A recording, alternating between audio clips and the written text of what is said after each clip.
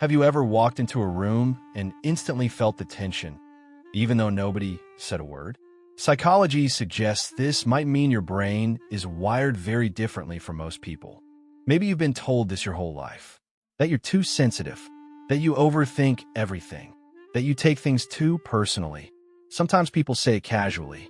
Sometimes they say it with frustration. And after hearing it enough times, you might have started to wonder if something about you is wrong. Why do certain conversations stay in your mind for hours? Why do crowded places drain you so quickly? Why do other people seem to move on easily from things that linger with you?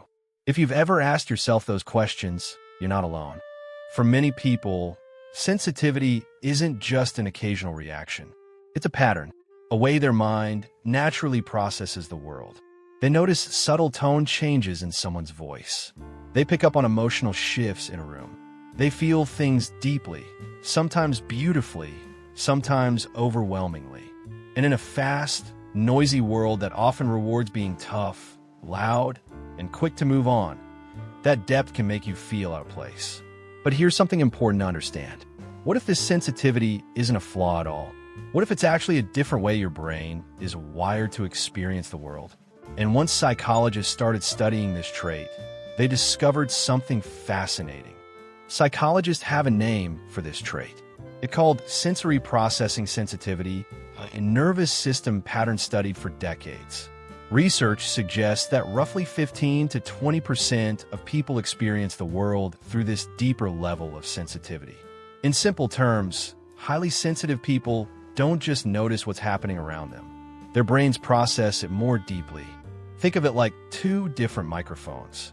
One microphone is designed to capture only the loudest sounds in a room.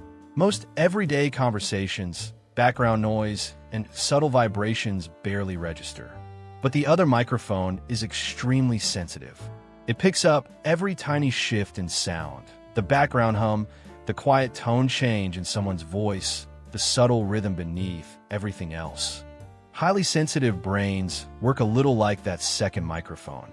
They naturally process more information from the environment, emotional cues, facial expressions, tone of voice, even small shifts in energy between people. Because of this, situations that seem ordinary to others can feel much more intense to you. A crowded room might feel overwhelming. A tense conversation might linger in your mind long after it ends. A beautiful moment might feel deeply moving in a way that's hard to explain.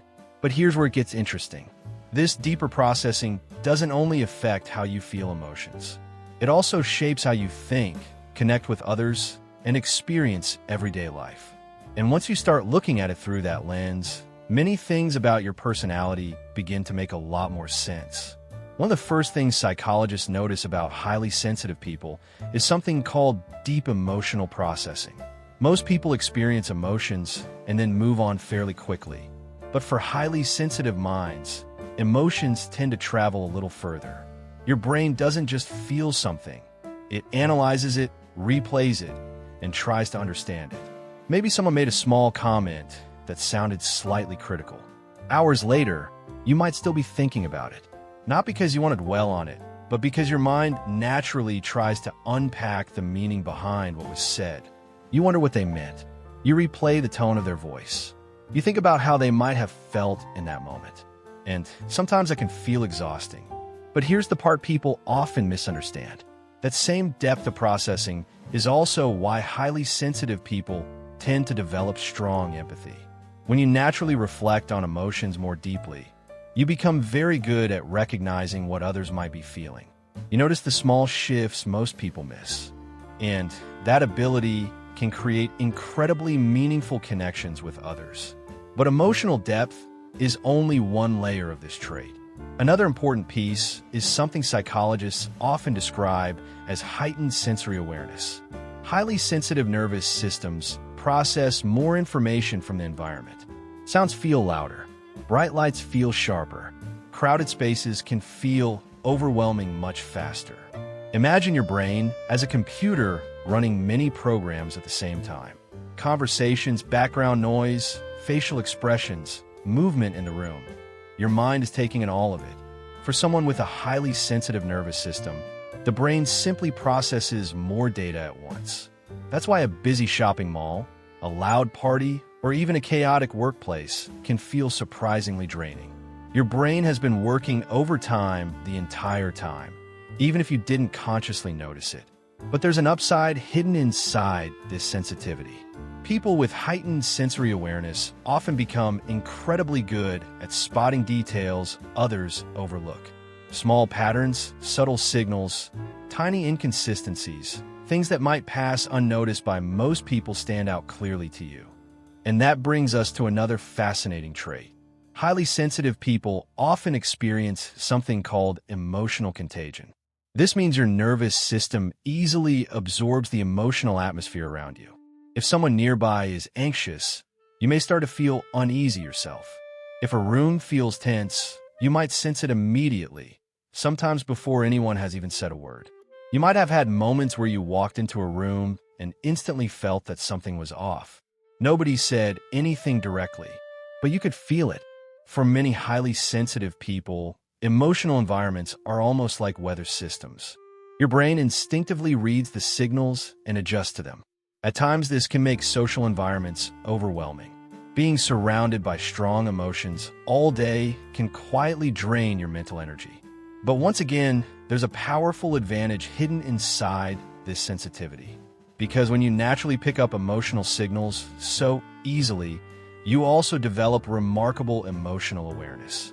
You can sense when someone needs support, when a conversation is turning uncomfortable, or when someone is struggling, even if they try to hide it. That ability can make highly sensitive people incredibly supportive friends, partners, and leaders. And then there's one more layer that often defines the highly sensitive mind. It's something psychologists call depth-oriented thinking. Highly sensitive people rarely stay on the surface of experiences. Instead of quickly moving on, their minds naturally explore deeper layers of meaning. You might replay conversations long after they end. You reflect carefully on decisions. You search for patterns in your life experiences. Sometimes it feels like your brain is always asking quiet questions in the background. Why did that moment affect me so much? What did I learn from this experience? What does this say about who I want to become? In a fast-paced world that values quick reactions and instant answers, this kind of depth can sometimes feel like a burden. But in reality, it's also what allows highly sensitive people to develop deep insight, creativity, and emotional wisdom. Your mind simply isn't wired for speed. It's wired for depth. And when you begin to understand that, something important starts to shift. Let's pause for a moment and think about this. How many times in your life have you heard someone say, "You're just too sensitive"? Maybe it was meant as advice. Maybe it was criticism.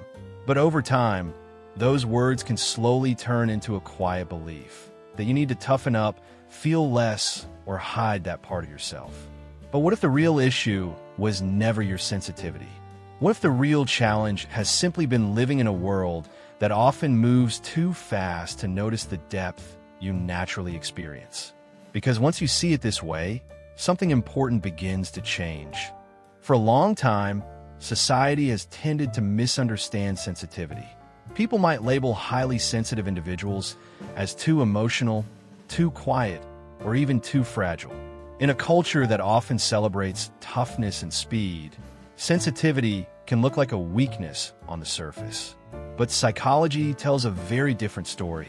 What people sometimes call overthinking is often a form of deep cognitive processing. Your mind naturally examines experiences more carefully, looking for meaning and patterns that others might miss.